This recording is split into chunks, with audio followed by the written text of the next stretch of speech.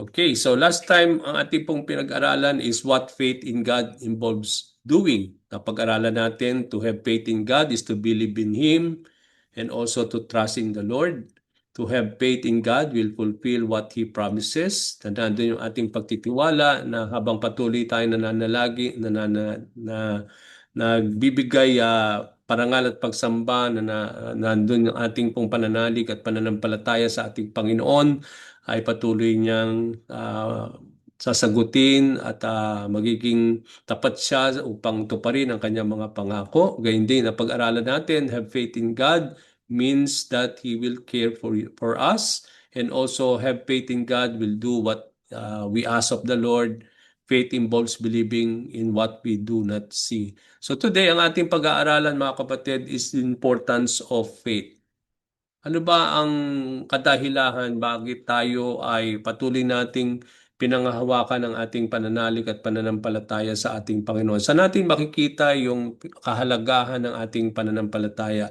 So sa gabing ito, ang ating pong i-discuss ay yung letter C, and then later on itutuloy natin sa letter D, no, yung importance of faith. So dito sa unang ating pag-aaral o yung unang parte nitong pag-aaral na ito regarding the importance of faith, may kinalaman ito sa godly living. Alam natin mga kapatid na tinawag tayo ng Panginoon upang mamuhay ng banal at tama sa mata ng ating Panginoon. And how we are called by the Lord to live godly lives, no? At isa sa napaka-importanting aspeto upang makapamuhay tayo ng tama sa mata ng ating Panginoon ay yung magkaroon tayo ng pananalig o pananampalataya. So dito natin makikita yung importance of our faith in terms of godly living. Unang-una sa makikita natin sa ating lesson today is that by faith we stand firm. Dito natin makikita kung paano napakahalaga ang pananalig natin sa ating Panginoon dahil ito raw po ang nagpapatatag sa atin, no? Lalo na po sa ating pong pinangahawakan mga salita ng ating Panginoon. Ito ay nagsisilbing pundasyon ng ating pong buhay, no? Lalo tigit sa lahat, ito ang nagpapatibay lalo upang tayo po ay maging matatag, maging malalim pa sa ating kaalaman, sa ating relasyon sa ating Panginoon. Isa sa napaka-important aspect ng faith natin is to ay, sabi doon, by faith we stand firm. Sabi po sa 2 Corinthians 1:24, ito yung si Paul, no? He was talking about sa mga Corinthian believers. Sabi niya, I do not mean that we rule over your faith, but we are workers with you for your joy, because by faith you stand firm. So dito, makikita natin yung sinasabi dito ni Paul pagdating po sa mga mananampalataya sa Korinto na paano ba natin titingnan yung ating mga leaders na namumuno sa atin, no? Alam natin po si Paul ay namumuno sa simbahan na ito na sinabi niya that bilang isang leader, hindi po ang intention niya is to rule over their faith, but to be co-workers with them for their joy, no? So doon natin makikita yung kahalagahan ng mga leaders natin, ng ating mga namumuno sa atin, na hindi ang intention nila is not to rule over us, no, to rule over our faith, but we see them, tinitingnan natin sila mga co-workers o kapwa manggagawa sa ating Panginoon Diyos, and they are working with us for our joy, no? Kaya nga sabi doon na consider it as a joy, no, kapag ang ating mga leaders, no, sa ating pong simbahan ay nagpapagal, no, para sa ikalalago ng gawain ng ating Panginoon. Nagiging kagalakan ang kanilang mga ginagawa o paglilingkod sa ating Panginoon kung yung mga sinasakupan nila, they know how to submit themselves to them, no? At ito po ay dito natin makikita na dito sinasabi ni Paul dito na ang katotohanan that it is by faith that believers in the Lord are standing firm. No, alam natin mga kapatid na ang kalooban ng ating Panginoon ay maging matatag tayo sa ating pong pagsunod sa ating Panginoon Diyos.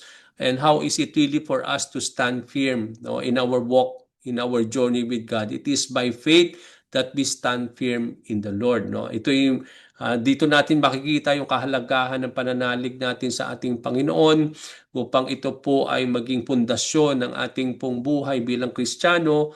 At isa sa mga nagpapatatag ng ating pananalig sa ating Panginoon ay yung patuloy tayong lumalago sa kanyang mga salita.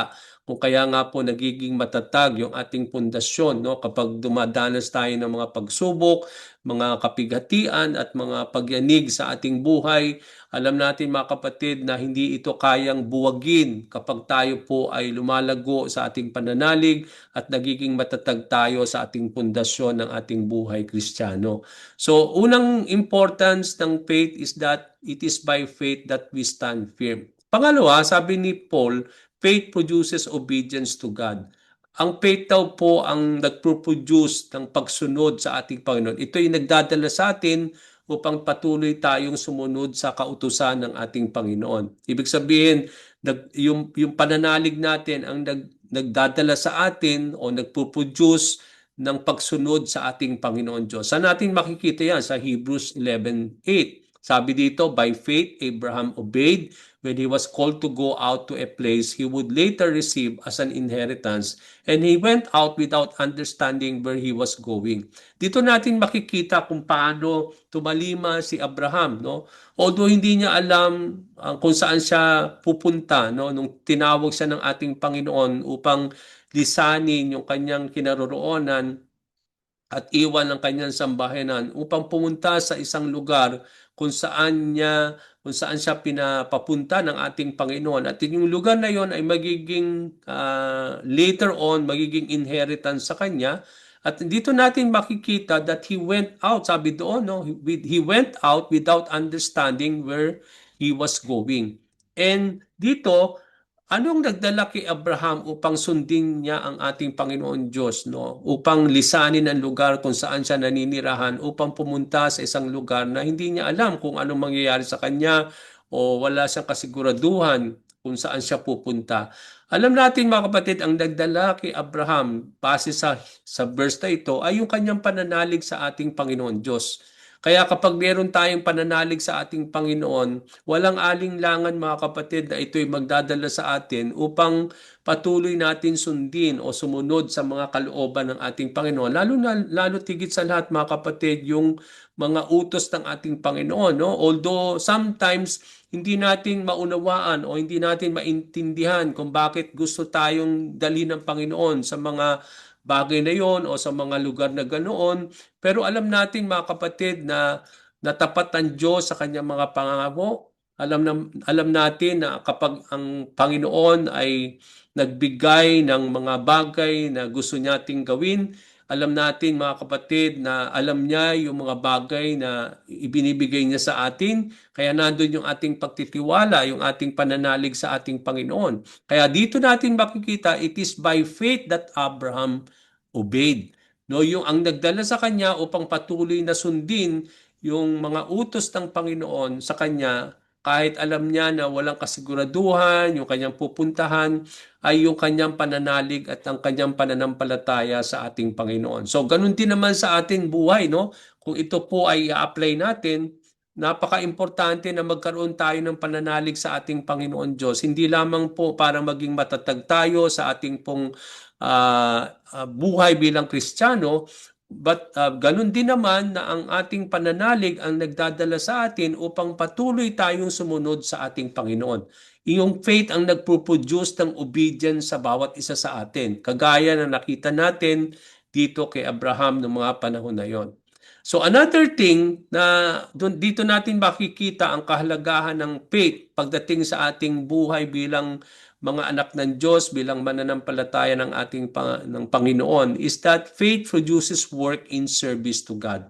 Alam natin mga kapatid na hindi lang tinawag tayo ng Panginoon upang sumunod sa kanyang mga kautusan. Ganun din naman, alam natin mga kapatid na tayo ay tinawag din ng Panginoon upang maglingkod sa Kanya.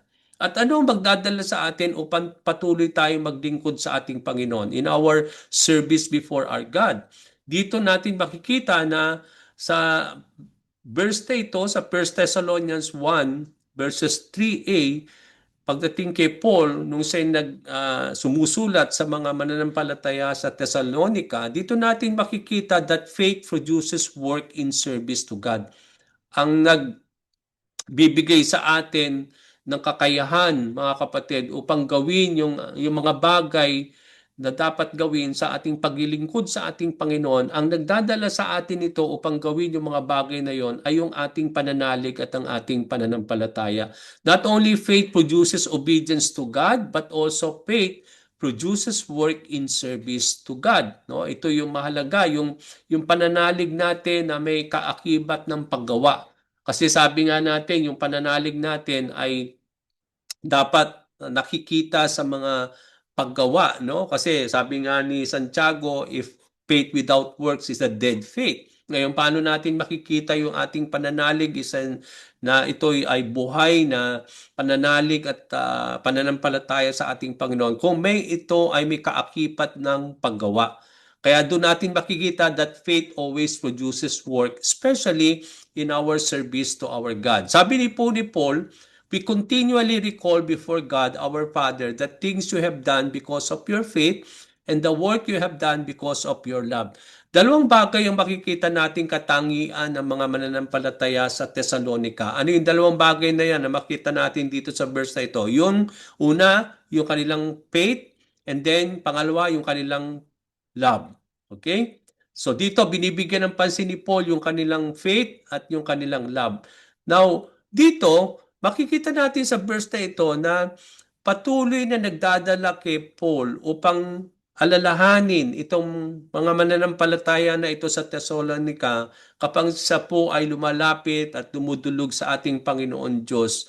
Nire-recall lagi ni Paul itong mga mananampalataya na ito pagdating sa kanilang faith at sa kanilang pagmamahal, no? Sabi dito, nire-recall ni Paul before God, our Father, yung mga things that they are doing because of their faith. So dito natin makikita na yung mga bagay na kanilang ginagawa, ito ay ginagawa nila sa pamamagitan ng kanilang pananalig sa ating Panginoon.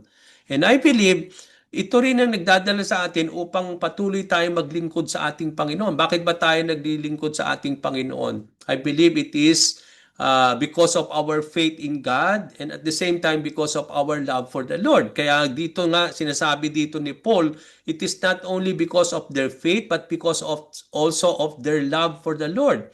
No, yung kanilang pagmamahal sa isa't isa, yung pagmamahal nila sa Panginoon, ito ang nagdadala sa kanila upang patuloy nilang gawin yung mga ministry, yung mga service na nakalaan para sa ating Panginoon Diyos. At alam natin, ganun din naman sa ating mga buhay bilang mananampalataya.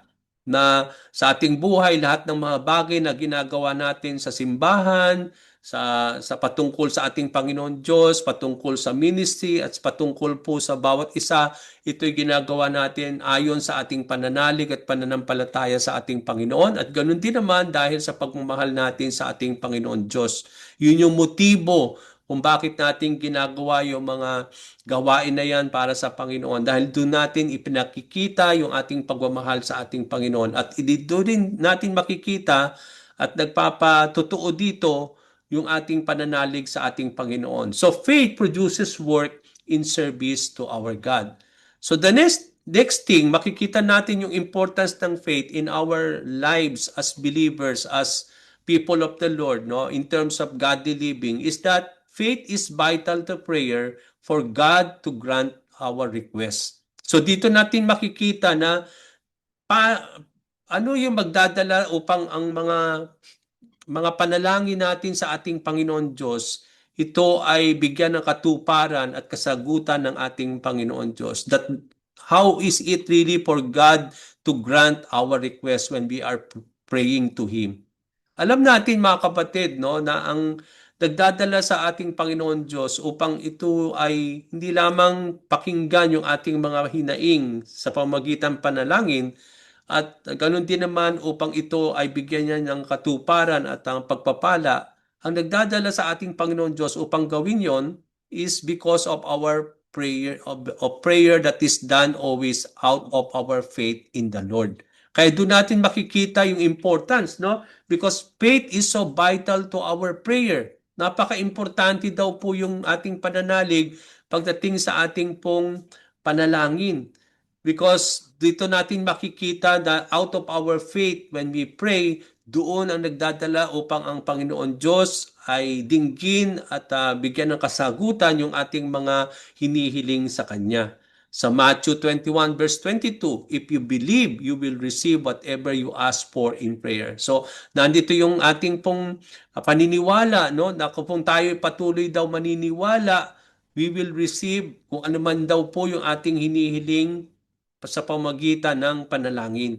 Kaya doon natin makikita na in prayer, doon natin makikita nag-ooperate yung ating pong faith, no? Dito natin makikita talaga yung tunay na pananalig natin sa ating Panginoon kapag tayo nananalangin sa Kanya, dahil ito yung nagdadala sa atin upang itong mga panalangin na ito na ating pong hinihingi sa ating Panginoon Diyos, ito po ay magbibigay katuparan sa bawat panalangin na yon kapag tayo po ay nandun po na umiiral o patuloy na nagwo-work itong ating pananalig kapag tayo nananalangin sa ating Panginoon Diyos. Dahil faith is so vital in our prayer.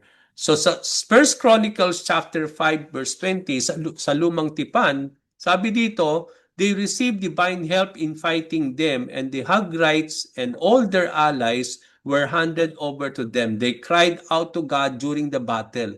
He responded to their prayers because they trusted in the Lord. Alam natin mga kapatid, to trust the Lord is to have faith in God. No? Na-discuss na natin ito during sa mga nakaraan nating mga pag-aaral na pag sinabi nating faith and trust, hindi ito pwedeng paghiwalayin. To have faith is to trust the Lord, and to trust God is to have faith in the Lord.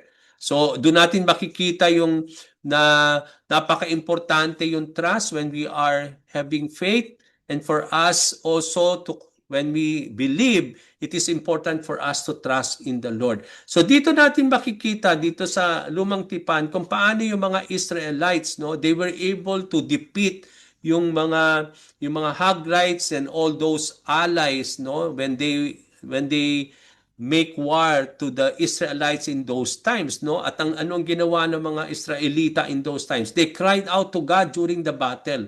Noong mga panahon na yon, and when they are in the battle, they always cried out to the Lord. Dahil when they cry out to the Lord, ito'y nagpapatunay at nagpapatotoo sa kanilang pananalig sa ating Panginoon, no? At sabi doon, nung sila'y dumaing sa ating Panginoon Diyos during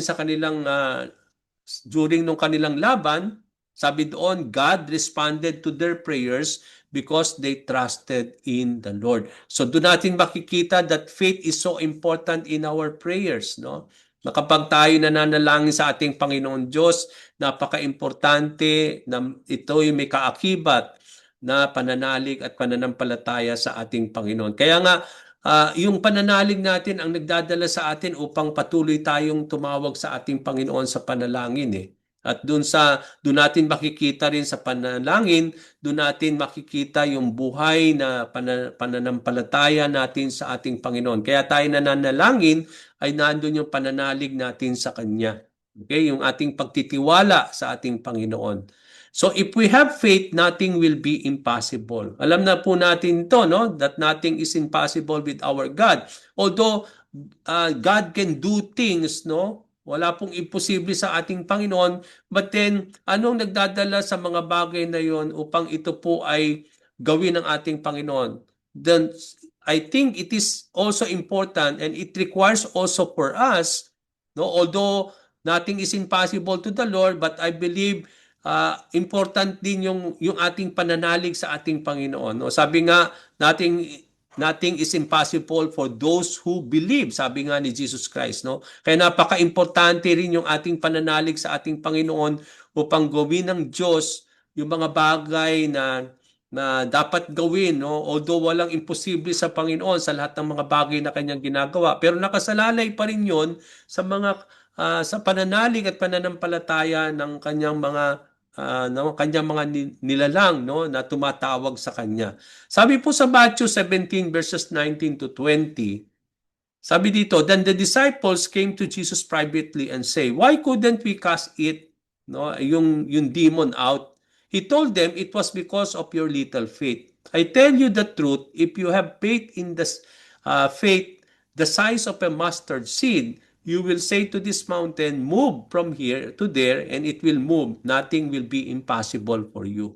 So dito natin makikita, no? Alam natin yung context nitong verse na ito, no? Nung mga panahon na yon, na nung wala pa si Jesus Christ, na sinubukan ng kanyang mga tagapagsunod, ng kanyang mga disipulo upang i-cast out yung demon, no? Pero hindi nilang magawa iyon. No? And then Jesus Christ came nga, dumating sa ating Panginoon, and then He is the one who casted out the demons. No? But then, nung sila ay nasa private na, tinanong niya nung mga disipulo ang ating Panginoon, kung bakit hindi nila ma-cast out, no? Maitaboy ang masamang espiritu o yung demon out of a person. At dito natin makikita yung sinabi ng ating Panginoon that it is because of their little faith. No, yung sometimes, no, sometimes ang naglilimit sa atin sa mga bagay na kayang gawin ng Diyos, no. Alam natin walang imposible sa ating Panginoon. Kaya lang sometimes nalilimit tayo sa mga bagay na gusto nung gawin ng Diyos sa atin kasi nandun yung ating pong hindi ganong katatag o hindi ganong kalaki yung ating pananalig sa ating Panginoon. So, although alam natin God can do everything, that there is nothing impossible to the Lord, kaya lang sometimes, no, ito hindi po nakikita sa atin, no, especially when we are doing things, no. Kaya nga sabi ng Panginoon, it was because of your little faith. Kaya sometimes because of our little faith, no, sometimes na bakit hindi tayo nakakakita ng mga bagay na kayang gawin ng Panginoon sa ating mga panalangin is because doon nare-reveal kung paano napakababaw yung ating pong pananalig at pananampalataya sa ating Panginoon. Kaya nga sinasabi dito ni Lord, no, I tell you the truth. Sinasabi ko sa inyo ang katotohanan, sabi ng Panginoon. If you have faith the size of a mustard seed, sabi niya, you will say to this mountain, sabi doon, move from here and to there, and it will move. Nothing will be impossible for you. So wala daw po magiging imposible sa atin. Kasi God is the God of impossibilities. Kaya lang, nagiging imposible yon para sa atin is because for the Lord to do it is because yung ating pong lack of faith, yung ating pong ganun yung hindi tayo ganun katatag, no? Hindi ganun kalakas yung ating pananalig na alam natin na although alam natin na kaya ng Diyos gawin yon, sometimes nandun yung ating doubt or second thought, no, about it, no? Kaya nga sabi dito ni Lord, if you have faith the size of a mustard seed. Alam natin po, no, kung titingnan natin yung mustard seed, napakaliit po niyan. But even though it is so small, no, if we will try to see yung faith natin, although that is like just a size of the mustard seed, but if we continue to believe and say to the mountain, move from here, sabi doon, it will move. Kaya yung mountain daw dito, sabi doon sa baba ng ating pong lesson, sinisignify dito yung para bang insurmountable difficulty. Yung para bang parang imposible or yung para bang nandun yung difficulty na yon na parang imposibleng mangyari or imposible na pwedeng maibsan, no? But then dito sinasabi dito that even though yung mga ganung bagay presumably alluding to difficulties encountered in advancing God's kingdom. So dito natin yung mountain dito, yung context na mountain dito na para bang it is so difficult, no? Ito yung mga difficulties na hinaharap ng mga mananampalataya, lalo tigit sa lahat kapag i-advance nila yung kingdom of the Lord, no? Yung the kingdom of God, no? Alam natin in our lives to advance the kingdom of God, meron tayong mga difficulties, mga challenges na hinaharap. But then ito mga difficulties na ito na pwedeng sabihin parang mountain, no? But if we have faith in the Lord, sabi dito, no? It can really, sabi nga natin, it can really transcend, no, over those difficulties, yung mga challenges na yon upang patuloy nating gawin yung mga bagay dapat gawin, no, na sinasabi sa atin ng ating Panginoon. So dito, hindi na ang binibigyan ng pansin ng Panginoon dito, hindi yung amount of faith, kundi yung genuine or quality of our faith. Kasi come to think of this, no, kahit maliit na buto ang mustard seed, no, hindi ibig sabihin hindi sinasabi doon na dapat ganun lang yung ating faith, no? Just like a mustard seed. Pero sinasabi dito ni Lord, hindi yung amount of faith ang binibigyan ng pansin ng Panginoon dito sa context na ito, kundi yung quality of the faith, no? Yung ating pong, sabi dito, yung genuine faith. Na kapag meron tayong genuine faith, meron tayong yung quality faith, mga kapatid, no?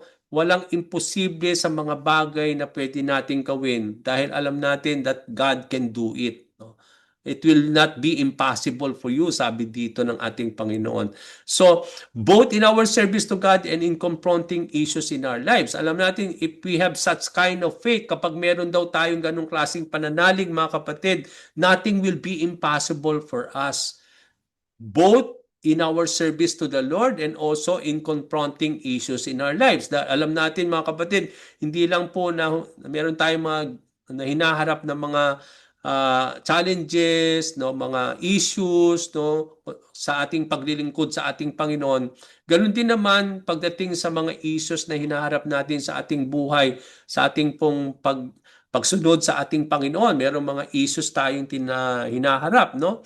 Kaya napaka-importante yung pananalig natin, because if we have faith, nothing will be impossible, not only for us, but also nothing is impossible for the Lord, for those who believe. Kaya napaka-importante yung faith natin sa ating Panginoon, lalo na po kapag tayo po ay humihiling sa ating Panginoon, kapag tayo ginagawa natin yung paglilingkod natin sa ating Panginoon. Ang sabi dito, as such we are to have faith, and that what we understand to be in accordance with God's will take place. So dito natin makikita, napaka-importante po yung ating pananalig, kasi kapag meron daw tayong pananalig, wala pong imposible sa mga bagay na pwede nating gawin, dahil ang Diyos hindi po siya limitado sa mga bagay na pwede niyang gawin, pero ito'y nakasalalay sa pananalig ng kanyang mga nilalang. No? Kaya napaka-importante pa rin yung ating faith sa ating Panginoon. So the next thing that we will move is that in letter D. So dito natin makita yung importance of faith in terms of our lives, in our living, no? Dito naman sa next thing is yung importance of faith in terms of blessings. Na alam natin, mga kapatid, na meron pong mga bagay na ginagawa ng ating Panginoon sa ating buhay bilang mga blessings, no, na ibinibigay ng ating Panginoon, at napaka-importante sa mga blessings na yan na ibinibigay sa atin ng ating Panginoon Diyos, yung ating pananalig, no. Doon natin makikita yung importance, no, yung kahalagahan ng pananalig at pananampalataya natin sa ating Panginoon. Hindi lang yung importance ng ating faith, makikita natin sa ating godly living bilang mananampalataya. Pero dito rin sa letter D, makikita natin yung importance ng faith pagdating sa mga blessings ng ating Panginoon. No? So, unang-una, sabi dito, by faith we remain in a right relationship with God and Jesus Christ. So, one of the blessing na tinatamasa natin sa ating Panginoon ay yung magkaroon tayo ng tamang relasyon sa ating Panginoon Diyos. Kasi nung mga panahon na hindi pa tayo Kristiyano, di ba? Nung tayo po ay hindi pa nananalig sa ating Panginoong Jesucristo, no? Alam natin na wala tayong tamang relasyon sa ating Panginoon. Nagustuhin man natin na magkaroon ng relasyon sa Panginoon, pero ang pumipigil sa atin upang magkaroon ng tamang relasyon ay yung ating pong kasalanan, no? Yung ating sinful flesh. But then alam natin, mga kapatid, nung tayo po ay tumanggap sa ating Panginoon, no? Tayo po ay nagkaroon ng reconciliation, no? Na ibalik tayong muli sa ating tamang relasyon sa ating Panginoon. So yung ating right relationship with God is a blessing from the Lord. So napaka-importante yung blessing na yan na ibinigay sa ating ng Panginoon nung tayo po ay nagbalik loob sa Panginoon, nung tayo po ay na-reconcile na muli sa ating Panginoon Diyos. Kaya yan po ay dapat pananatiliin natin. No? Kailan ma-maintain natin yung right relationship natin sa ating Panginoon Diyos. So paano natin pananatiliin yung ating tamang relasyon sa ating Panginoon? In sabi dito, we will remain in our right relationship with God and Jesus Christ by our faith. Kung tayo po, it is by faith that we remain in that kind of relationship. So yung pananalig natin, ito yung nagme-maintain pala sa atin, no? Sa ating relasyon sa ating Panginoon, sa ating pong Diyos, no? At sa ating Panginoong Hesukristo. At paano natin makikita yan? Sa Colossians 1:22 to 23, no? Dito na naman si Paul, nung siya'y na sumusulat sa mga mananampalataya noong mga panahon na yon, sinabi niya, but His Son became a human and died. So God made peace with you and now He lets you stand in His presence as people who are holy and faultless and innocent, but you must stay deeply rooted and firm in your faith. So dito makikita natin, although ngayon, mga kapatid, meron na tayong tamang relasyon sa ating Panginoon, pero meron pa rin dapat daw tayong gawin para patuloy tayong matamasa natin itong tamang relasyon natin sa ating Panginoon Diyos. So ano yung mga bagay daw natin na dapat gawin natin to remain in our right relationship with God dito sa verse na ito? Ang sabi dito, no, nung naparito daw ang ating Panginoong Jesucristo, nung nagkatawan tao ang Diyos, siya'y namatay para sa atin, no? At dahil sa kamatayan ng ating Panginoon, nung tinubos niya tayo sa ating mga pagkakasala, nagkaroon daw tayo, no? God made peace with us.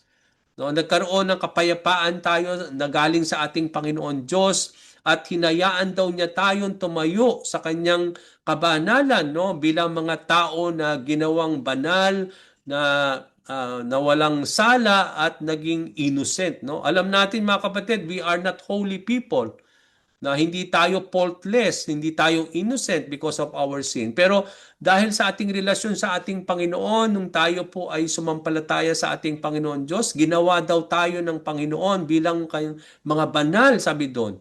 No? Ginawa tayong faultless and we become innocent, no? Sabi nga, yun nga yung ibig sabihin to be justified, no? Yung to be made right before our God. But now that we are holy, that we are faultless now and innocent in the presence of God, ano yung dapat gawin daw natin ngayon? Sabi doon, but you must stay deeply rooted and firm in your faith. So, paano natin i-maintain yung ating holiness, yung ating pagiging faultless and innocent in the presence of our God? Kailangan daw natin that we need to stay deeply rooted. Yung maging mas palalim pa tayo lalo.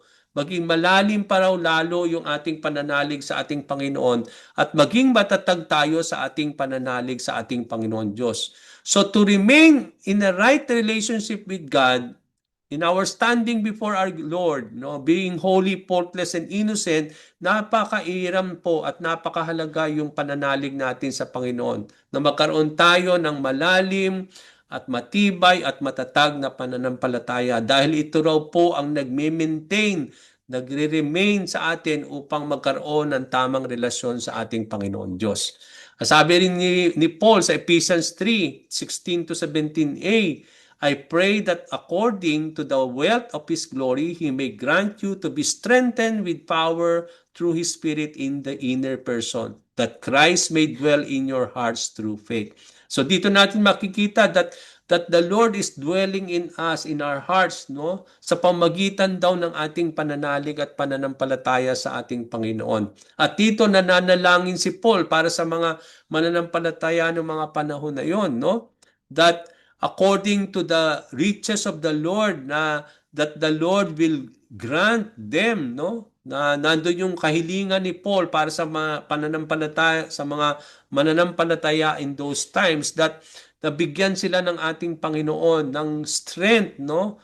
Out of His power in His Spirit, in the inner person, na patuloy silang upang manatili dun sa relasyon nila sa ating Panginoon sa pamamagitan ng kanilang pananalig at pananampalataya sa ating Panginoon Diyos. That Christ may dwell in their hearts through faith. So nandun yung that they will remain in a right relationship with God if they have faith, if they will continue to have their faith in the Lord, no, to be strengthened out of the power of the Spirit of the Lord in our inner being, no. Kaya napaka-importante po yung sa paanong nagiging matatag yung ating pananalig sa ating Panginoon. And nagiging matatag yung ating pananalig sa Panginoon when we are continuously being strengthened by the power of the Holy Spirit. Sabi diyan. So kaya napaka-importante po na para maging matatag pa, lalo pang lumalim yung ating pananalig, napaka-importante po yung power of the Holy Spirit in our lives, no? Na tayo po ay ma-strengthen lagi sa ating inner being upang mapanatiliin natin yung ating tamang relasyon sa ating Panginoon sa pamamagitan ng ating pananampalataya sa ating Panginoon Diyos. So another thing here in terms of blessings is that the importance of faith, that by faith we receive what God has promised. No, ito yung makita. Another way of blessing us when it comes to the blessings of the Lord is that we continue to receive whatever God has promised. Yung lahat ng mga pinangako ng ating Panginoon, ito'y patuloy nating tinatanggap, tinatamasa dahil sa ating pananalig sa ating Panginoon, no? By faith we receive what God has promised. So sabi po sa Hebrews 6:12, we do not want you to become lazy. Be like those who through faith and patience will receive what God has promised. So dito natin makikita, may dalawang bagay daw po na dapat pananatiliin natin yung ating mga sarili upang patuloy nating makamtan yung mga pangako ng ating Panginoon. Ano yung dalawang bagay na sinasabi dito sa Hebreo? Yung faith at yung patience natin. Kasi napaka-importante yung faith and patience, no? Alam ko natin kung yung trust and faith ay magkaakibat, ganun din naman when it comes to faith and patience, no? Alam natin mga kapatid, yung ating pananalig, sometimes ang hirap pong gawin yan kapag wala na tayong gana o nawawalan tayo ng pag-asa at hindi na tayo nagkakaroon ng patience, no? Kaya napaka-importante yung patience pagdating sa ating pananalig sa ating Panginoon kasi madali tayong mainip, no, hindi tayo makapaghintay. Kaya napaka-importante yung patience na dapat kaakibat ng ating pananalig. Dapat merong patience yung faith natin, no? At yung faith natin with patience. Kasi madali tayo mainip sa mga bagay na hinihintay natin. Yung mga pangako ng Panginoon, sometimes nawawalan tayo ng pag-asa, no? Nawawalan tayo ng pagtitiwala is because we become impatient of waiting upon those things that the Lord has promised for you and me. Kaya ang nagpapatatag palalo para patuloy nating bigyan ng pag-asa yung mga bagay na ipinangako sa ating mga buhay ng ating Panginoon dulot ng kanyang mga salita ay para patuloy tayong magkaroon ng pananalig at ng patience, no, sa lahat ng mga yon. Dapat magkaroon tayo ng faith and patience that we will receive what God has promised. O kaya napaka-importante po yung faith pagdating sa mga promises ni Lord, yung mga blessings ni Lord. Napaka-importante po yung manatili tayo sa ating pananalig sa ating Panginoon. Wag mawala ng pag-asa at pagtitiwala, no? Because if we do that, no, we will not receive what God has promised. But when we continue to have faith and be patient upon the Lord, no? Sabi doon, we will receive what God has promised. And then sabi dito, by faith we will receive the promises and the salvation afterward. Hindi lang po na binibigyan tayo ng kasiguraduhan dito na tatamasahin natin at tatanggapin natin yung mga pangako ng ating Panginoon Diyos. Lalo tigit sa lahat, yung salvation of the afterlife, no? Yung tinatawag nating eternal life. No, hindi lang na mga in terms of blessing, in terms of the promises of the Lord, and part of the promises of God in our lives is when it comes to eternal life, no, brought by our salvation in the Lord. Sabi po sa Hebrews 10:35-39, so do not throw away your confidence since it holds a great reward for you. So wag daw nating sayangin, wag daw nating na ilimit, no? Wag Do not throw away, sabi doon, your confidence. Kasi yung confidence natin ang nagdadala sa atin upang patuloy tayong manalig sa ating Panginoon. Itong confidence natin sa ating Panginoon Diyos ang nagdadala sa atin upang patuloy tayong magkaroon ng pananampalataya sa Kanya. Kasi kapag daw tayo, pangahawakan daw natin yon, we will have a great reward, no? Since it holds a great reward for you. Kaya nga napaka-importante na magkaroon tayo lagi ng confidence sa ating Panginoon. Dahil kapag kung panghahawakan natin yung confidence na yan ng mga bagay na ipinangako sa ating ng Panginoon, we will hold a great reward. No? Yun yung pangako ng ating Panginoon. For you need endurance so that after you have done God's will, you can receive what He has promised. Hindi lang na magkaroon tayo ng confidence, mga kapatid. But also sinasabi dito na napaka-importante yung ating endurance. No? Yun nga, yung endurance, may kinalaman din yan pagdating sa being patient. Isn't it?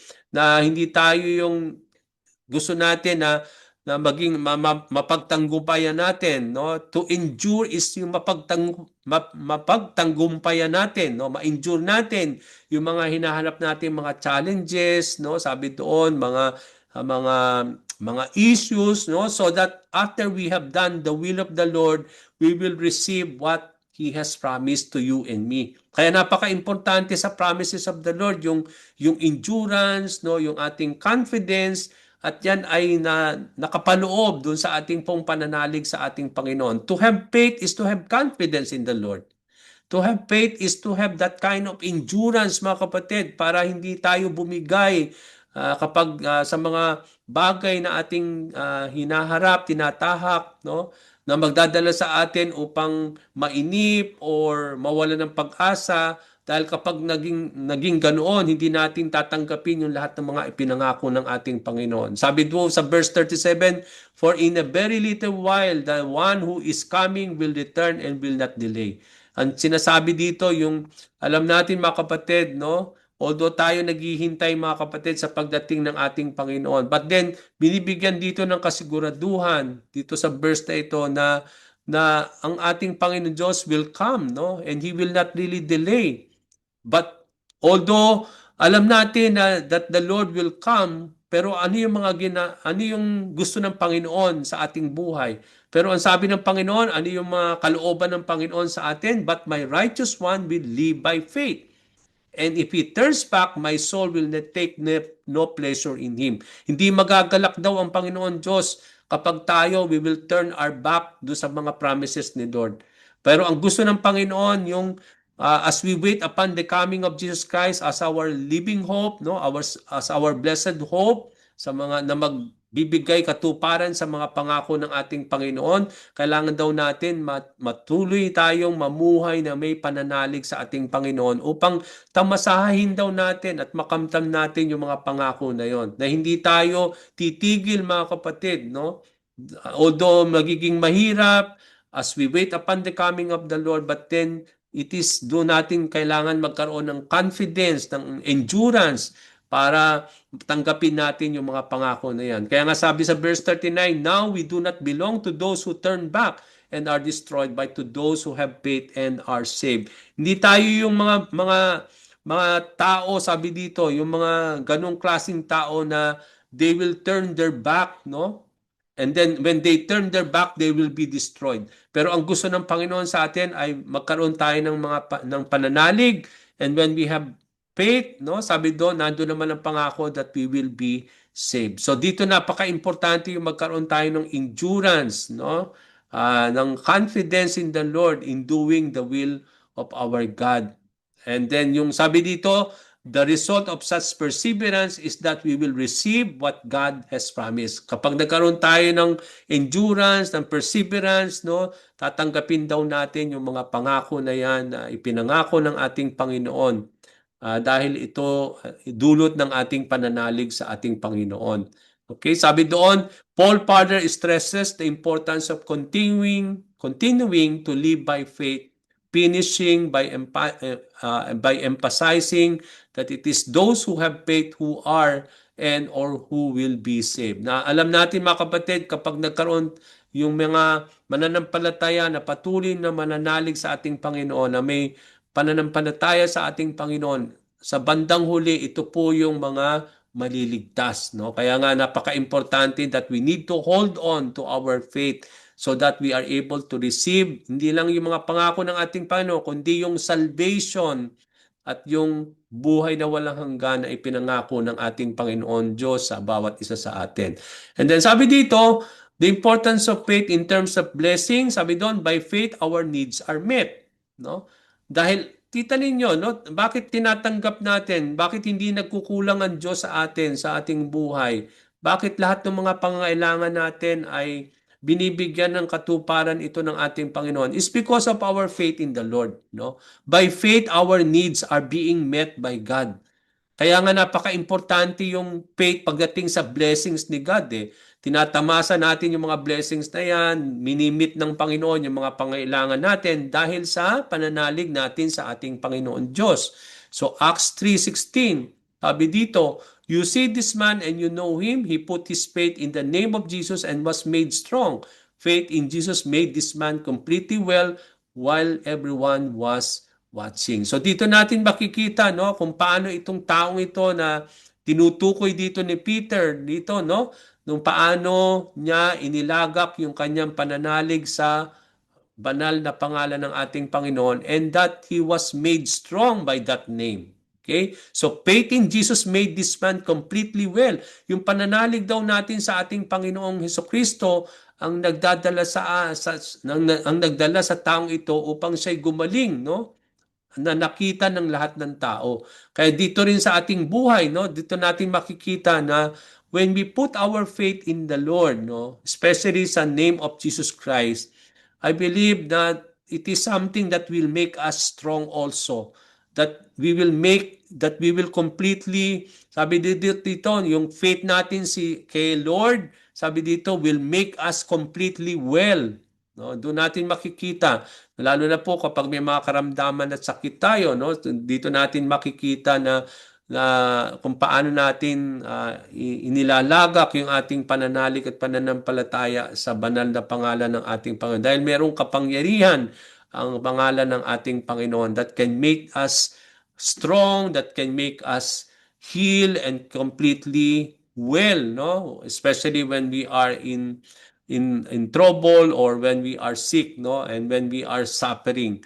So Second Chronicles 20 to 22 and 22, Jehoshaphat army went out into the desert of Tekoa early in the morning. So nung si Jehoshaphat kasama ang kanyang mga army, no, pumunta sila sa desert of Tekoa nung early in the morning. So as they were starting out, nung sila papaalis na, no, Jehoshaphat stood and said, listen to me, people of Judah and Jerusalem. So, nung bago sila paalis, tumayo dito si Jehoshaphat at siya'y nagsalita in front of the people. At yung sinabi niya sa mga tao, sabi niya, listen to me, people of Judah and Jerusalem.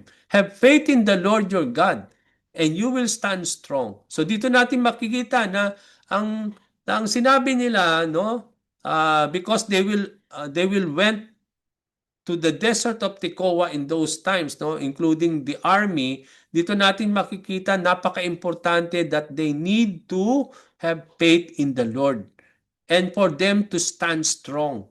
Kaya yung ating pananalig ang sang nakapagtatatag sa buhay ng bawat isa sa atin, no? If we have faith in the Lord, we will also stand strong.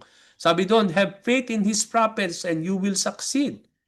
As they began to sing and praise God, the Lord set ambushes for the people of Ammon, Moab, and Edom who had come to attack Judah, and they were defeated. So dito natin makikita, no, what makes Israel to defeat the Ammonites, the Moabites, saka yung Edomites nung sila ay nilusob nitong mga kanilang mga enemies, no, nung nilusob nila yung Judah. I think it is because of their faith in the Lord, no, when they have faith, when they have put their faith in the Lord, that makes them to stand strong in God. Kaya napaka-importante po yung pananalig natin sa ating Panginoon, no, for our needs to be met by the Lord. So doon natin makikita yung importance ng ating pananalig in terms of the blessings that we are receiving from God. And then the last before we close, sabi dito, trusting in God brings joy and peace. Kapag meron tayong faith, ito ay nagdadala sa atin upang patuloy na magtiwala sa Panginoon at ang pagtitiwala na yan ang magdadala sa atin, magbibigay sa atin ng kagalakan at ng kapayapaan. No? Kaya nga pag meron tayong trust in God, ito ay nagdadala sa atin ng joy and peace. At yan ay dulot ng ating pananalig sa ating Panginoon because faith is trusting the Lord. No? Kaya nga, alam natin yung faith and trust, sabi ko nga kanina, hindi pwedeng paghiwalayin po yan. Okay? Kaya kapag tayo nananalangin, may pananampalataya sa ating Panginoon, ibig sabihin nun, nagtitiwala kayo sa ating Panginoon. At yung kapag meron tayong ganong klaseng pananampalataya na may pagtitiwala, ito ay nagdadala sa atin ng kagalakan at kapayapaan. Okay? Romans 15:13, now may the God of hope fill you with all joy and peace as you believe in Him so that you may abound in hope by the power of the Holy Spirit. So dito, si Paul nagpe-pray siya no, as a benediction in those times na ang dalangin niya sa mga mananampalataya sa Rome is that God will fill them with hope, no?